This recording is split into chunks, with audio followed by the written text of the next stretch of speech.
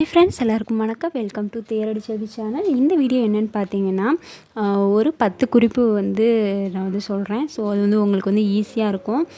ஒரு சிலது ரொம்பவே யூஸ்ஃபுல்லாக இருக்கும். இது ஸ்பெசிஃபிக்காக எங்கள் பாட்டி சொன்னதை நான் உங்கள் கூட ஷேர் பண்ணிக்கிறேன். இந்த வீடியோ உங்களுக்கு யூஸ்ஃபுல்லாக இருக்குது அப்படின்னு நினச்சிங்கன்னா லைக் கொடுங்க. இதே மாதிரி நம்ம சேனலில் நிறைய வீடியோ போட்டிருக்கேன்.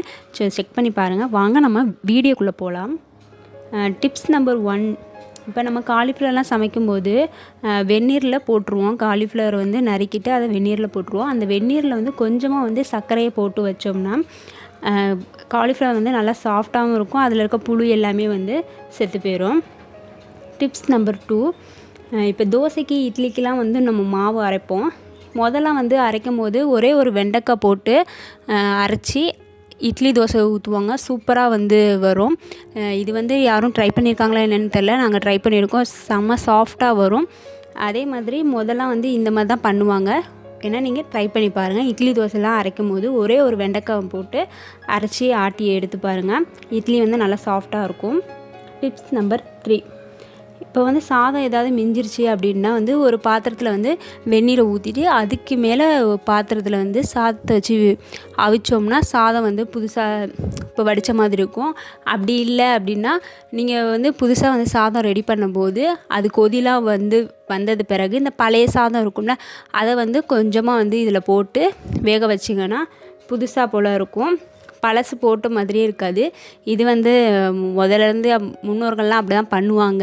நாங்கள் நிறையா வாட்டி அந்த மாதிரி தான் பண்ணியிருக்கோம். புதுசாக அதை ரெடி பண்ணிகிட்டு இருக்கும்போது அது கொதி வந்ததுக்கப்புறம் இந்த நேற்று வச்ச சோறு ஏதாவது எக்ஸ்ட்ரா ஆயிடுச்சு.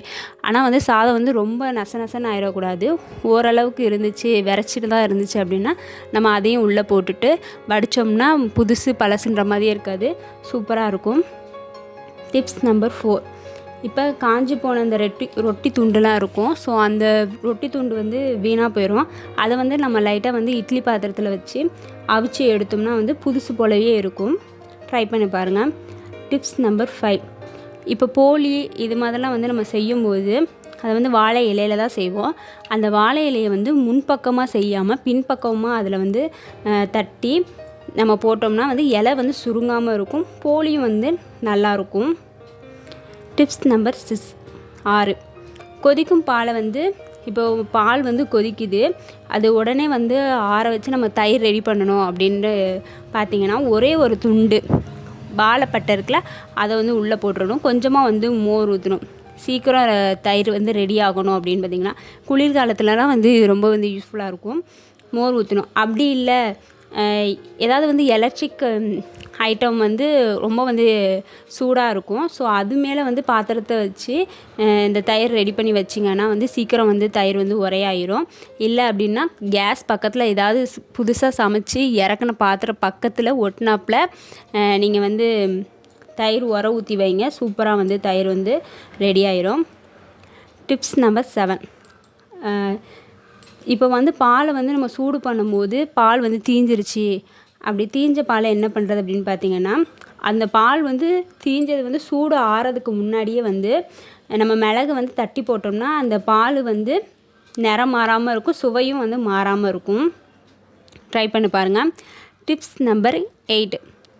இப்போ கத்தி எல்லாமே ஷார்ப்பாக இருக்கணும் அப்படின்னு பார்த்திங்கன்னா அந்த பீங்கான் பொருட்கள் மேலே தேய்ச்சோம். இப்போ கப்பெல்லாம் பீங்கான் கப்பு இருக்குது, அதை கவுத்தி வச்சுட்டு அது மேலே தேய்ச்சோம்னா நல்லா கூர்மையாயிரும். அப்படி இல்லை அப்படின்னு பார்த்திங்கன்னா உப்பு இருக்குல்ல, கல்லுப்பில் நல்லா அழுத்தி கல்லுப்புக்குள்ளே விட்டு எடுங்க. எடுத்திங்கன்னா கத்தி நல்லா சாஃப்டாயிரும். நல்லா ஷார்ப்பாக இருக்கும்.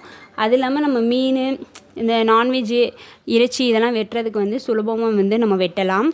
Tips number 9.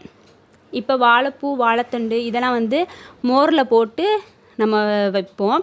அந்த மோரில் போட்டு நம்ம வச்சுட்டு அதுலேயே நம்ம வேக வச்சோம் அப்படின்னா நல்லா சாஃப்டாக இருக்கும். அதில் மோர் இல்லைன்னா தயிர் ஏதாவது நம்ம ஊற்றிக்கலாம்.